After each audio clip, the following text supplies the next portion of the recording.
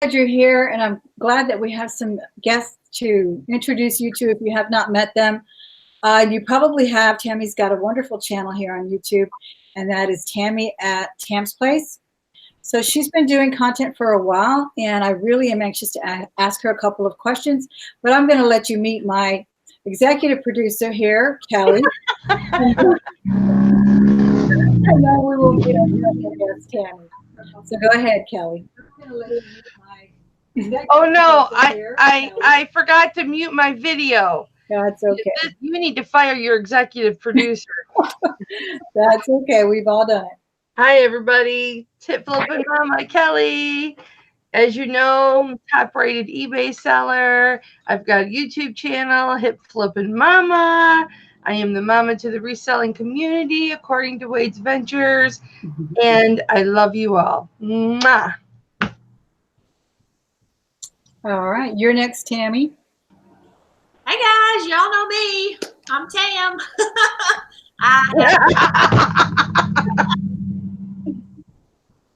I love your laugh. I have a YouTube channel here on YouTube called Tam's Place, and I also have an antique booth and do lots of different things with reselling. So it's good to be here, Thelma. Thank you. We're going to have her channel linked below after we get some pretty pictures from both of our ladies here. We'll do a nice little thumbnail, and then you can come and subscribe to them if you haven't done so already. Tammy, you're in Kentucky, right? What part of Kentucky? And is it a rural town? Is it a big town? Tell us about where you hail from. I am right outside of Lexington, Kentucky. And of course, Lexington, pretty much, if you know anything about Kentucky, that's pretty much horse capital of the nation. I didn't know that. Yeah. So yeah, I've been pretty much lived here my whole life. When I was younger, we lived in Corbin, Kentucky for about 6 or 7 years, but pretty much been here my whole life. Yesterday, I was talking to Tanya about accents and Texas accents and how they vary. I don't detect too much of an accent from you. Oh, I have a terrible accent. Oh, you all were talking about twanging. Kentucky's definitely a twangy state as far as accents go, but there's different, the accents in Eastern Kentucky are different than Western and Central. Mm-hmm. So what is the population of your city there? Lexington, I'm not sure. Where I live which is right outside of Lexington in Wilmore, probably if I were to guess, I would say like maybe 6,000 to 8,000. That might be wrong, but I don't know for sure. Oh, okay. It's a very small town, but it's a college town. Oh, that's a good thing. Yeah, Asbury University's here. Mm-hmm. So it's like a seminary. Yeah, that's a good thing. I used to love to go to Austin when my son was at UT there because the thrifting is wonderful there, especially even right around the college campuses. They would actually have a huge, giant Goodwill truck, an 18-wheeler would park at UT in order to people would leave their televisions, their computers, everything there. Their textbooks? Pardon? Their textbooks? Probably textbooks as well. Back then, when he was there about 12 years ago, there wasn't so much of a digital revolution that there is now where people are actually just running them online and everything. So I'm sure there was, but it was more about the other stuff. They were all it's a pretty selective college. So kids would have, brand new computers, but they'd get the next one. So they would leave them there for the Goodwill truck. It was incredible. So it is a good town. I also have to note, now that Kelly's brushing her hair as well, I can see all of us have silver hair, gray hair, platinum, all of the above. When did you let your beautiful hair go natural, Tammy? It's amazingly pretty. I just brushed my bangs. Just my bangs. Did you ask how long? Yes. How long have you been letting it go natural color? Letting it go for Did you ever dye your hair? I dyed my hair all my life since I was 19. From then on, I didn't even know what my natural color was. Yes, I used to dye my hair, but probably I've been gray for probably, as long as I've been here. We've been here for 10 years. Well, you wear it very beautifully, and so does Kelly. It looks gorgeous. Well, Thank you. thank you. I noticed that too yesterday, Tammy, when I was binge watching your videos, that I loved the color of your hair. I wish my hair would be all one color, except for this lavender I put in it. I wish that would wash out, but I wish I could have all white hair like Thelma. It runs in my family. It just hasn't happened to me just No, yet. it looks gorgeous. I love the streaks in there, and Tammy's is a different shade too. That's what's so interesting. It's like beautiful hair, all of you. Well, and I love your hair, Thelma, because it's white. And I was actually, both my parents were blessed with beautiful gray, and then it turned to white. So I'm hoping that it's going to happen to me. Interestingly, it was my dad's side of the family that had, they all have premature grays. Some of my cousins who were in their 20s, when they were in their 20s, they started going, I mean, they had big old streaks, almost white hair. And my mother's side of the family, she's got quite a bit of Native American in her. So her dad, my grandfather, went to his grave with black hair, not one gray hair. Oh, wow. It was incredible. Yes. I started dyeing at 17. Well, So I was coloring my hair at 17. And then 3 years ago, I chopped it all off and let it grow out. Yeah, it saves a lot of money, I'll tell you that much. Let's say hello to a couple of people in the chat. I'm so glad they're all here. If you do not know Tammy, please get to know her. I will have her description in the box here, so you can go and check out her channel. It's growing by leaps and bounds, and it's very interesting. Debbie Kendall's here, Deb's Treasures. Christy Wendland is here, this and that. Kathleen, Sally over at the Upside Down Picker is here, and Kimberly Pike, and let me see anybody else I'm missing. And Kelly will keep an eye on the chat for us so we can have questions answered if there are any. Picky Chick Barbie's here. Tanya, we're glad you're here as well. Aaron Marcus, Amanda Parrott, Valerie. And if I missed anybody, guys, it wasn't for not wanting to say your name. Mary Pelletier. Thank you guys so much, Michelle, as well. I do have to ask you because people, it's probably a stupid question, but that's what I want to do here. I just want to have a chat with you. Okay. Kentucky Fried Chicken, is it better in Kentucky? No, I'm serious. I'm totally serious. And I'll tell you what. Can it get any better? I love KFC. It's like my favorite. Actually, to be quite honest, I don't have a KFC in my town where I am here, but the next town over, which is Nicholasville, where my Antigua is, there's a KFC, but they're in the process of remodeling it. And that's nice. KFC has changed a little bit over the years. I don't think that their food is quite as good as it used to be. I don't really go there and eat very often, but I don't know if it's better here than it is in other states. I'll tell you what, in Michigan, they got a good $5 box. That's what I can tell you there. I ask really because yesterday, who was it? Oh, I was watching Perla's Precious video, and she talked about Whataburger, and Whataburger is a Texas thing. As a matter of fact, my dad built the very first one in the A-frame. My dad was a construction owner. He owned, what was it called? San Antonio Steel Erectors, and then he had one called Tosca Steel Erectors, and he built the very first Whataburger. And Whataburger used to be amazing, and it is in some parts, but to me, it's always best when I go back to Corpus, where it originated in Corpus Christi, Texas, have a Whataburger there. I was asking here in Houston, they're okay, and they're a good burger, but they're not as amazing as they are when I go back to Corpus and get one from one of the smaller places and whatnot. So that's why I was curious about that. Because they can change, and KFC is one of my favorite places. Actually, to be quite honest, I don't think I've ever eaten at a KFC outside of Kentucky. Oh, really? No. Wow. No. Because when I go other places, I want to try other things. Because I've had KFC. I know what that's about. But I want yeah, and it's worldwide. But do you have like a flagship? Like a flagship restaurant anywhere? Yes, there is one here, but I can't remember the name of the town that it is. Yeah, there's a lot of special restaurants, they have their little flagship, and because things get together. I remember Domino's Pizza. It originated, I believe, in Austin, and it was amazing when it first opened. And now it's like, pizza. Yeah, But anyway, on to other things. I really enjoy your garage sale hauls, your garage sale jaunts with your husband. Does Yes. he like doing them as much as you do? he does. He's a little bit, he's trying to get a little bit better and getting more used to the camera. He doesn't really like to be on camera much, but I'm trying to kind of warm him up to the fact because a lot of people like watching us interact. Yes, yes. You Right. have a good chemistry going on camera. Yeah, and that helps because he loves to thrift with me. So Yeah.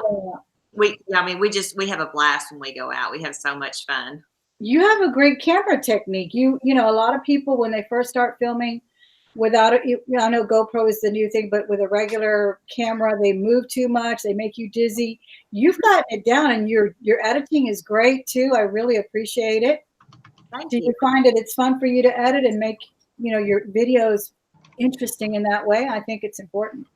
Yeah, I mean, I try to do things a little bit different and try to,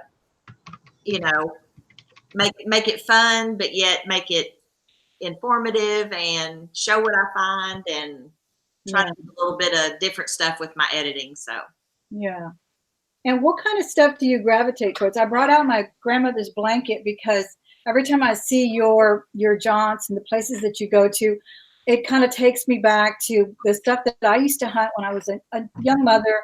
And it's interesting because I grew up with parents that didn't really go for anything vintage. My mother was all about the latest decor, and she was a total clean freak. So she hated clutter, but I always went toward it when I would visit my grandmother or my great aunts, and I'd grab all their blankets and ask them to give me this and that. What kind of love did you grow up with for things that are antique and vintage? my dad, his God rest his soul, he's been gone for several years now, but his wife, their family was very country, very, they lived, kind of out and not up on any technology or anything like that. And I used to love going to their house, and they had some really interesting antiques. And well, back then they were just regular furnishings for their house, which Right. are, and considered antiques. And I think I get a lot of that from remembering that.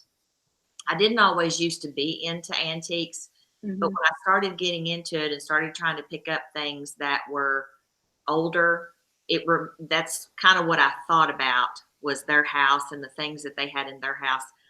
And then another thing that I really love is I love mid-century modern, and I think the reason I do is because when I'm trying to think how old I was when the movie Grease came out. Mhm. I loved that movie. And I think from that point on, I always loved 1950s stuff. My mom tells me all the time, you were born in the wrong century. She said, you should have been a kid growing up in the 50s because I just absolutely love that era and the furnishings in that era, the way they dressed during that time. Yes. Was a simpler time. It just seemed like such a fun time as opposed to now. Exactly. Exactly. I think it's been over 30 years that Grease came out. Yeah, it has. But that was one of my favorite movies, and I just love the poodle skirts and the old cars, the muscle cars and stuff like that. And I've always just loved that and gravitated towards that type of era. There's a big market for it too. I don't know if you do Instagram or any of that, or if you even peruse the pages there, but there's, mid-century modern where they show everything from the houses, the beautiful houses that go for so much, and then people that want to decorate from, from top to bottom in that mid-century. Do you sell a lot of that in your booth? Not really, because I can't find it. I can't hardly find it. Like, it's very scarce. And when you do find it, it's so expensive. It's not, I can't make any money off of it. So usually if I find it, I buy it for myself. Right. I found a very similar Eames chair, similar to an Eames, but it was another designer, And it was so pretty, but it was broken. So I had to redonate it. And it was such a shame. I should have probably put it up on Facebook Marketplace or something because it was really, really nice wood and the whole, silhouette of an Eames chair, but just couldn't do anything with it. And I see a lot of things like that. Do you have room in your booth for furniture and things, or how do you arrange your things? I don't. My booth is a standalone booth. I don't have any walls or anything. So, and it's only about, I think it's like 7 foot by 8 foot. So it's not really, I might be able to put like one piece of furniture at a time in there, but I can't really put a lot of furniture in there. Yeah, I've been watching your show when you do it with Tanya. It's very interesting. How long have you been doing the booth? I've had my booth this coming up. Let's see, this coming January or February will be 3 years.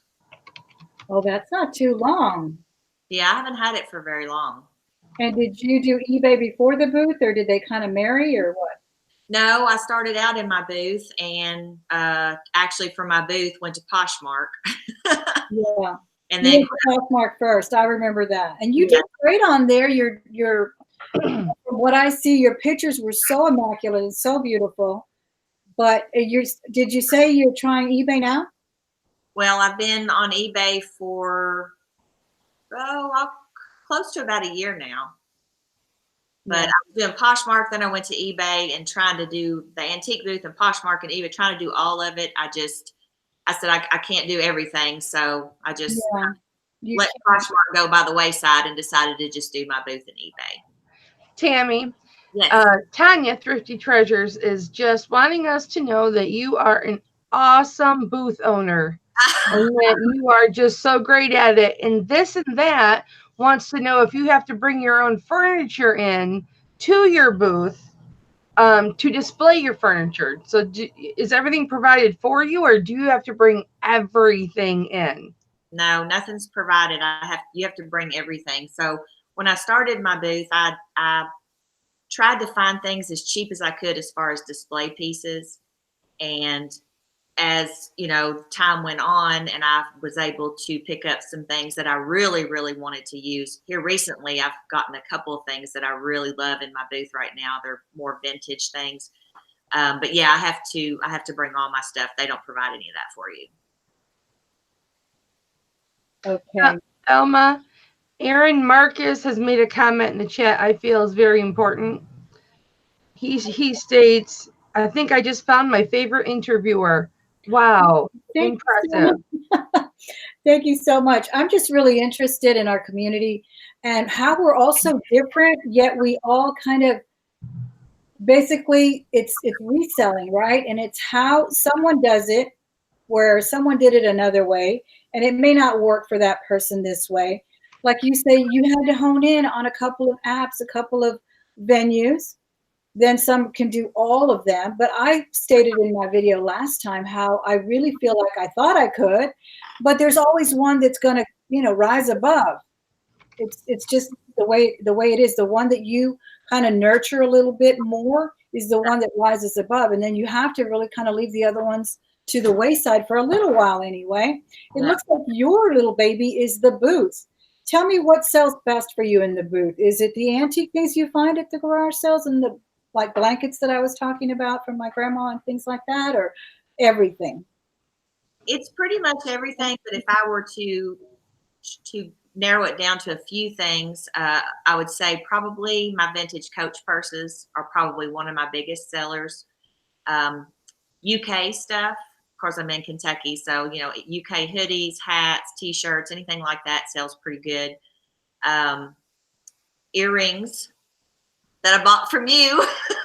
I'm so glad those are selling for you. I really am. Yeah, and I was doing all jewelry, but I decided, because I got this really, really neat earring display, and I decided, you know what, earrings sell the best for me. They're the fastest movers, so I'm just going to narrow it down and just only sell the earrings. And they move. I mean, I sell several pairs every week. So we've got a couple questions, ladies. You just answered Picky Chick's question about why just the earrings, but Pink Umbrella Resale wants to know, how you both find all of your jewelry to sell. Thelma, we know you do jars, but Tammy, how do you find most of your jewelry? Do you buy off eBay, shop Goodwill?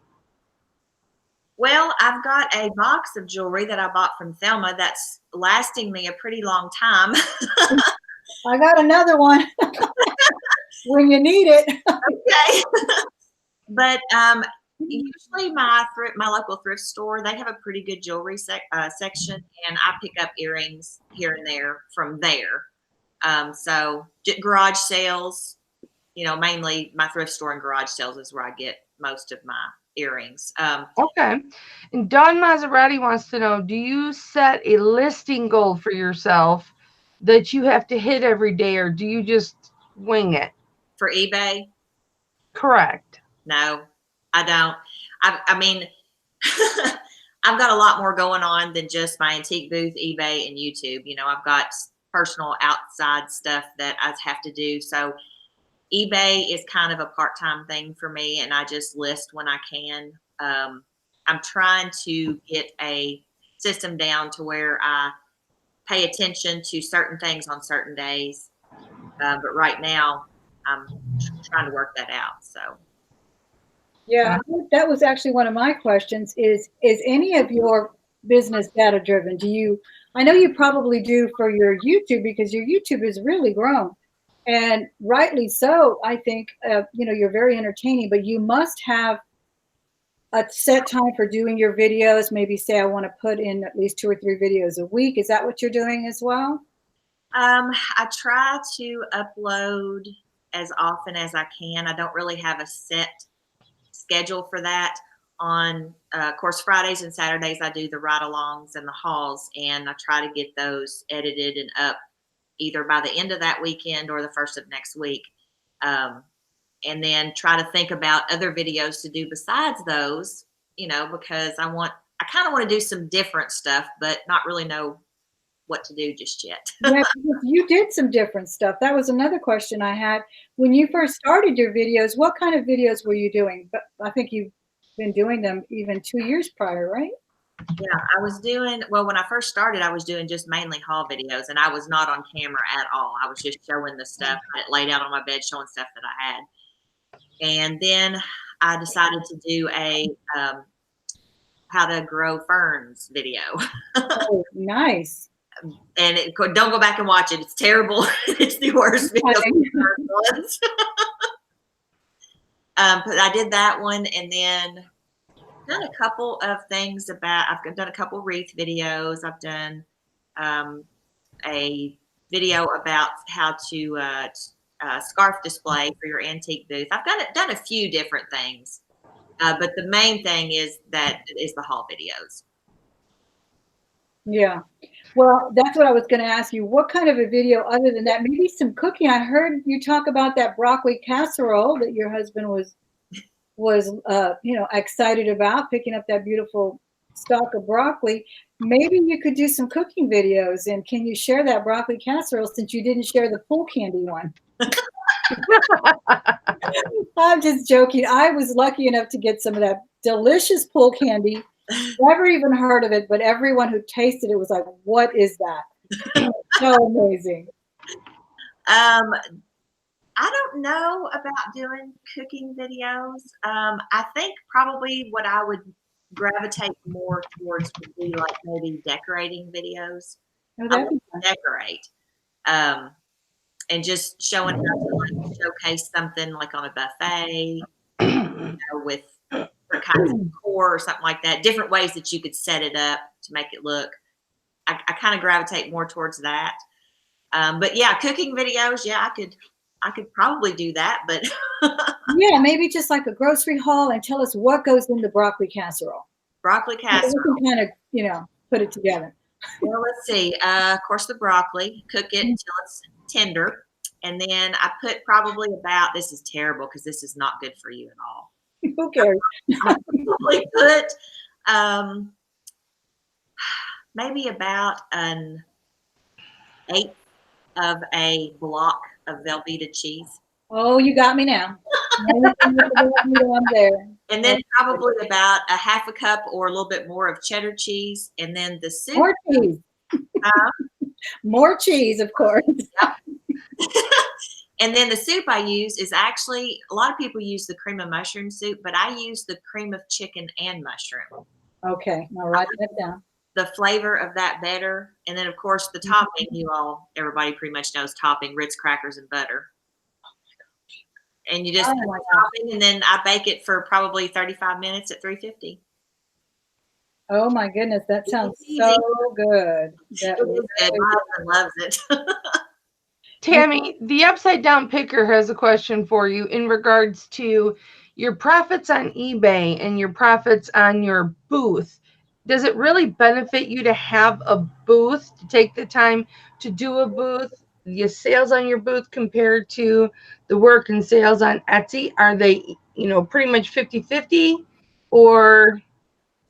No, I probably make a little bit more on my, let me word this different. My profit margin on eBay is more than it is my antique booth. But I do my antique booth because I enjoy it. Yes. I do eBay to make the money. Well, I do the antique booth to make money too. But, the antique booth is more of a joy to me. I like doing it. I like going in and decorating and finding things good. So. Well, one of the things that I'm seriously considering getting an antique booth is those pieces that are too large to ship, pieces that would be too cumbersome to ship. Right. Putting those in your antique booth, knowing you have an outlet to sell those, if you don't want to do Facebook Marketplace or Craigslist. Right. And a good example of that is I did the video of my hoarder haul video that I did. Mm-hmm. I found a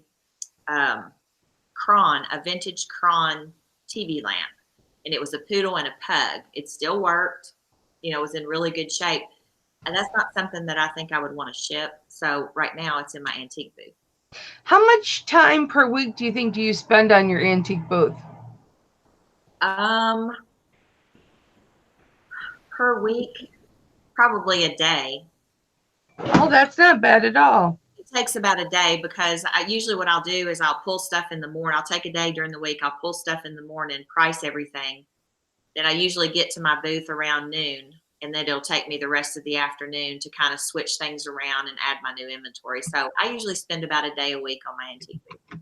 Is this a weekend booth only? Is the mall open only for the weekend? No, it's open. They're open 7 days a week. Oh, that's nice. Mm-hmm. And what are you paying there? I know Tanya told us she only pays $90 here in Texas. What are you paying, if you don't mind? I pay $100 a month. Oh, that's not too bad either. Yeah. And then the mall takes 10% commission. Yeah. And I've seen you score some wonderful things. Remember, you scored those baskets that I don't even know how to pronounce. What is the name of it? The Longaberger.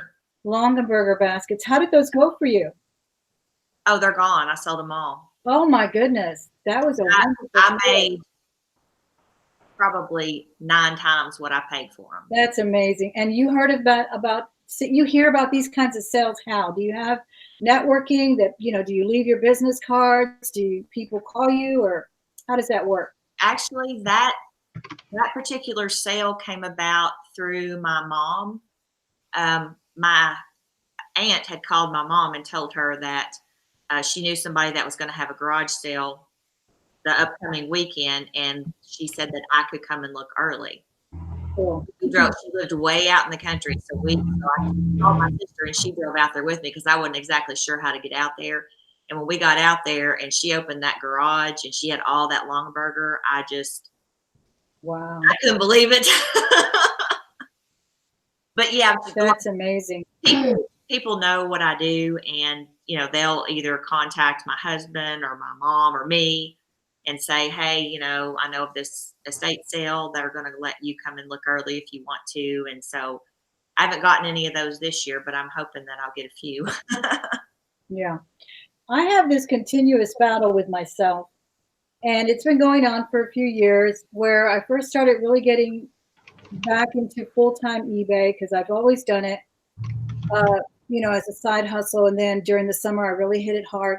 where I say to myself, I'm not going to thrift anymore for at least a month. I give myself maybe a month or half a month to not go in a store and not source, but hit what I have here, which I have plenty to list. And my husband will tell me something like, well, you're selling it. Why are you selling yourself short this way? Go buy more. You know, those are out there. And he'll come and tell me there's 10 garage sales I saw today. Why aren't you out there? How do you discipline yourself, or do you tell yourself I have enough? What do you think about that? I don't. And I'll tell you the reason I don't is because where you all or where you are, you pretty much kind of have garage sales all year round. Right. Up here in Kentucky, garage sales, they usually start in about first part of April, and they only go through about mid to late October, depending on how warm it stays. Yeah. So November, December, January, February, we don't have any garage sales. So what I do is during the summer, I try to go to garage sales and get as much as I possibly can that will last me through those winter months until we get into the next garage sale season. So no, I'm not very disciplined. Yeah, and that's what he tells me. He's like, if it's selling for you, there's no reason why you need to stop. You know, what are you waiting for? Spend the money. And he would tell me that about jewelry jars too, because I would say, oh, I didn't buy it, or I only bought one. And he was the one who finally told me, buy them all. When they're there, buy them all. Yeah. So he almost pushes me towards that. What have you discovered that does not sell in your booth? What sits there for way too long? Well, I don't know really if there's a pinpointed thing that doesn't sell. I did a video. I've only done one about what didn't sell in my booth. Some of the clothes that I picked up didn't sell, and it was. I think the reason is some of the sizes were smaller. I'm trying to think. There's a variety of different things, and you know, I had somebody comment on one of my videos early on that if I needed so much inventory for my antique booth, then evidently I wasn't doing something right, and I wasn't, picking up the right things and selling the right stuff to move it. And that's not the case. Right. When you have an antique booth, not everything is going to sell. You're going to have duds and things. It's just same way on eBay, same way on absolutely. you're going to have stuff that's not going to sell. Mm-hmm. And when that happens and I have stuff, I'll give it a good 6 months. Then I'll maybe run a sale, try to get rid of stuff that way. And then stuff that's left over that doesn't sell, I usually pull it and either donate it or put it in a garage sale. So, Tammy, Picky Chick has asked a really good question. As far as your time on your booth, you've stated about a week, or I mean about a day per week. I apologize. How much time are you spending on your eBay? Well, here lately, not a lot. Hey, that happens. It runs in streaks. You can go a week and a half and not list anything, or you can just be on fire like me today and list everything. Yeah, and I've done that. I've had bouts with that. Like I'll take a day, then I'll, maybe take a bunch of pictures, and then over the next 2 or 3 days, I might list 3 or 4 things, and then I won't do anything with eBay for a week. It just depends on how my schedule goes. Like I said, I got personal stuff. I clean for my mom, kind of help take care of her. I have a couple that I clean for. They've had me paying me to do some painting for them, which is friends of my mom.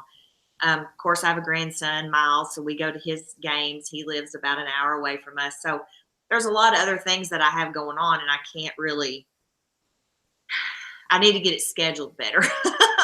Yeah. Don't we all need that planner, that proverbial planner? I have 3 of them, and I don't always even look at one of them. It's incredible. I do want to ask you, though, you mentioned about a comment.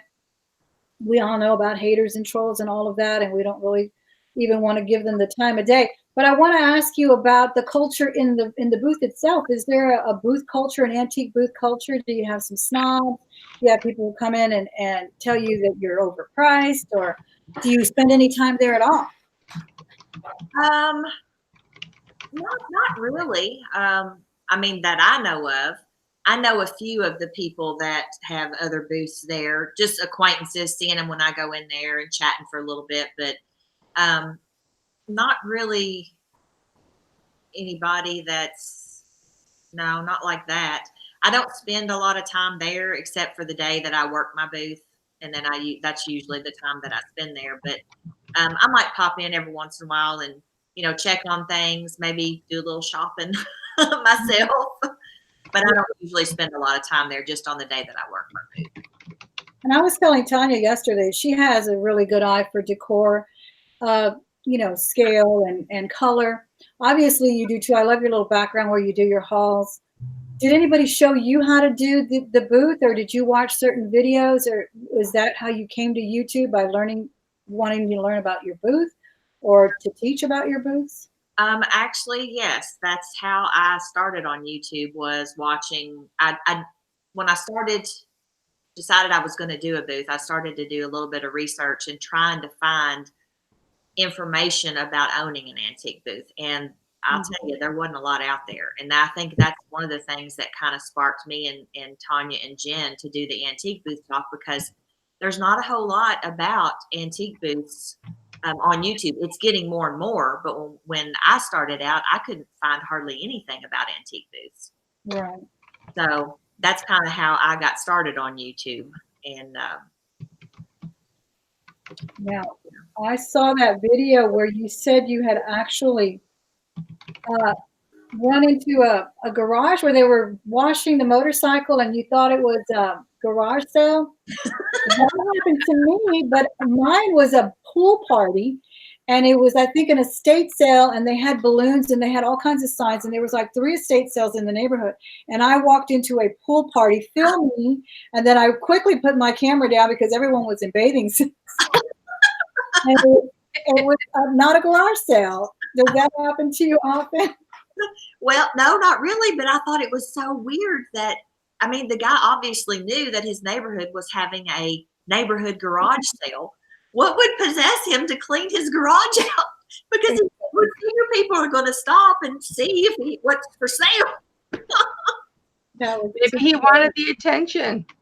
I guess so. It was so funny because when we were driving by, we were kind of looking because we thought that it was a garage sale. He was pointing at his bike. He was going like that. And so I said, "Oh, pull over here." I said, "This guy's got a bike." So we pulled over, walked down there, and I was looking around, and she said, "We're not having a garage sale." And I was like, "What?" She said, "No, we're just cleaning our garage out." And I was like, "Oh my gosh." And of course, we all started laughing. And the guy said, "Yeah," he said, "I was just pointing in my bike. I thought maybe you might want to come look at it or maybe buy it." That's too funny. Before you leave us, I want you to tell us a little bit about what kind of a skill set do you think it takes, not only to run the booth, but to kind of hone in on the type of customer that you have in your area to keep it successful? What have you learned lately that you can share with us that it's a skill set that someone needs to succeed at booth? Because a lot of people are doing it. I know Picky Chick has one now. Joan Brody has one. I really want one, but I'm a little scared. I was scared when I first started because I thought in my mind, you know what? What if I don't make my rent? And the booth that I'm in, they don't have a contract, so it's month to month. So I thought, well, the worst thing is if I don't make my rent and it doesn't work out, I might have to pay a little bit of money, but I haven't really lost a whole lot. And I didn't have a whole lot going into it to begin with because I wanted to see how things were going to go. As far as you have to kind of have a decorating sense. You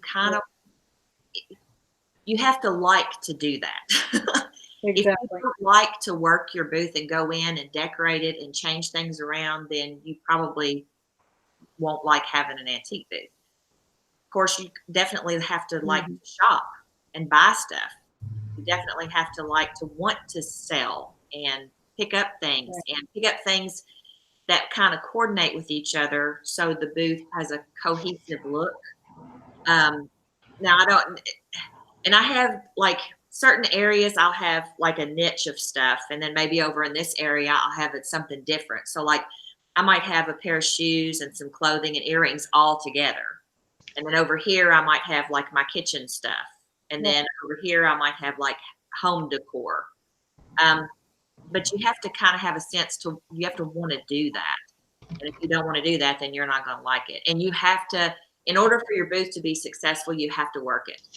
That's the most important thing about an antique booth is you have to work it, and you have to work it at least once a week, because you have people that come into your booth that come there sometimes 2-3 times a week. And when they come in there, if you haven't moved anything around or brought anything new in, they're going to walk right on past your booth. That's what I was going to ask. You have to keep it fresh. Yeah. And you have to like what you're doing. I was impressed with Perla's video last night where she talked about, and this is a young girl, talked about selling glass, and people were telling her glass doesn't sell, and she loves glass. She loves Prussian glass and really little beautiful colors. So it kind of kept her motivated, and now she's making quite a success of it on Etsy. So I think you're right. You really do have to have a passion for it. Do you have a storage unit as well? I do not have a storage unit. Well, I have a storage building. My husband and I just bought one last year, and it took us a while to save up for one, but we bought one. And so all of his stuff for gardening and the lawnmower and all that's in the storage building, and I get the entire garage for my reselling. So. Yeah, I used to have my garage, but now I have 2 motorcycles in there. They're making everything smell like gasoline and oil, so it's really contention right now. Velma, you received a $5 super chat from Pink Umbrella Resell. Oh, thank you so much, Pink Umbrella Resell. Do you catalog your inventory as you buy it or as you list it was the question on that as well, Tammy? Catalog my inventory? Not for my antique booth. I don't. Interesting. I just basically what I do is whenever I go out, I document how much I spent. Like if I go to a garage sale, document how much I spent. I document my mileage. Right. As far as individual things, I don't. I wish I could do that. I have people. I know people who do everything on a spreadsheet, plan their wedding on a spreadsheet, everything on a spreadsheet. I cannot be that way. I wish I was. I can't either. Oh my gosh. I envy people who can do that. I really do. Adam's Exploits just joined us as well. And Beard, thank you guys so much for being here, California Gal. We're going to bid goodbye to Tammy. And thank you so much, Tammy, for that information. You were a wealth of information. We do love your videos, and your husband is a hoot. You guys are so funny together. I hope you continue doing videos together. And I'm going to leave the description. And we also threw in the links in the chat, thanks to my co-producer here, my executive producer, Callie. I appreciate it. Well, we're going to let you guys. Link once more. So you can get back to work. But thanks for sharing all your knowledge and on the booth and everything. I know that you do other venues and you're good at all of that. Her pictures are amazing too. So you know she's got an eye for decor and everything with what she puts out right now. But do go and watch her channel, guys. If you're not subscribed, be sure and subscribe to her and to Kelly. They both put out wonderful content. I enjoy both of them so much. And I want to thank everyone in the chat as well. Thank you so much for being here. We will have another show for you next week. We're going to bring in different guests, different content creators, different people that can share not only their knowledge, but their personality, which is what we really want to know about. Thank you, Thelma. Thank you so much for having me. Kelly, any last words? Goodbye, everybody. Mama loves you. Thank you, guys. Bye. All right. I think we're off, Kelly, right? Yes. I think it went really well. Thank you so much, Tammy. It was so fun talking to you today. Oh, you're welcome. I'm still showing live. You're still live? Yeah. Well, because you're with me, right? Or no? Oh, no, it is still live. Oh, okay. Well, let's stop the broadcast. Did you hit stop broadcast? I thought I did. Let me try again.